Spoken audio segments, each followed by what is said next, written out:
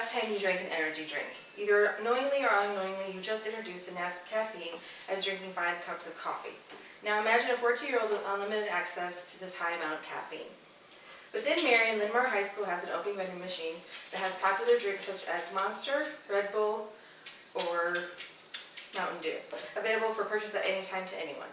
According to the National Center for Complementary and Integrative Health in Washington, D.C., it is said that adolescents shouldn't consume more than 100 milligrams of coffee, or broken down, a cup of coffee, a couple cans of soda, or a couple cups of tea due to the large amounts of sugar and caffeine.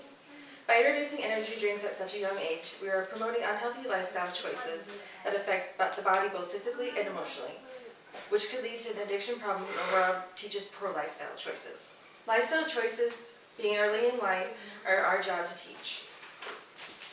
What happens when drinking this much caffeine can result into what is known as a sugar crash, or technically known as adrenaline fatigue. It is one of the most common side effects of consuming large amounts of caffeine. While this sugar in most combination with the caffeine will increase your blood sugar levels and give you an initial energy burst, this is usually followed by a sudden fall in blood sugar, causing a crash, and you feel tired and lethargic again. According to the Caffeine Informer, a website developed and dedicated to exposing the dangerous amounts of caffeine, energy drinks can affect the human body with abdominal pain, breathing difficulties, chest pains, stomach problems such as nausea, vomiting, and diarrhea, headaches, heart palpitations, heightened anxiety, insomnia, feeling jittery or experiencing tremors, or even in the worst case, seizures. In teens especially, high amounts of caffeine are said to affect natural sleep, which in return has a highly negative impact on the brain and body. The largest problem is that caffeine is an addictive substance and can cause problems down the road for teenagers already consuming large amounts of caffeine. A further study performed by Harvard University shows the damaging effects of caffeine and addiction that develops. Caffeine is not an addictive substance, however, the dopamine found in caffeine is what makes the substance highly addictive. As caffeine has been found the greatest addictive substance worldwide, you must stop and look at your community and recognize it affects our youth too. Teachers across the United States have been calling for an open ban on selling energy drinks in learning institutions. The most practical solution to ban all energy drinks to minors and to pull any energy drinks sold in high schools in the area, including Linn-Mar. By simply eliminating the easy access to energy drinks, this solves part of the problem of caffeine being consumed by minors without parental consent. Secondly, teachers should be educated about the negative side effects and impacts energy drinks truly have on the body and mental state. An education behind the impacts of energy drinks should be taught alongside the use of other addictive substances such as alcohol, opioids, or any other drugs. Even though many teenagers think you should be able to make decisions on what you consume or how much, unless you're officially 18, you can't be considered a legal adult.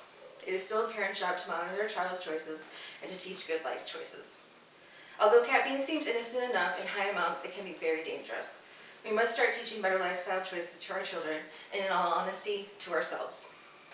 By both banning and then further educating about the cons of energy drinks, you are providing adolescents with the options of making smart health choices for themselves. Banning is the first step, and then educating the harmful effects allows both students and parents to see the problem with selling energy drinks in our local high schools.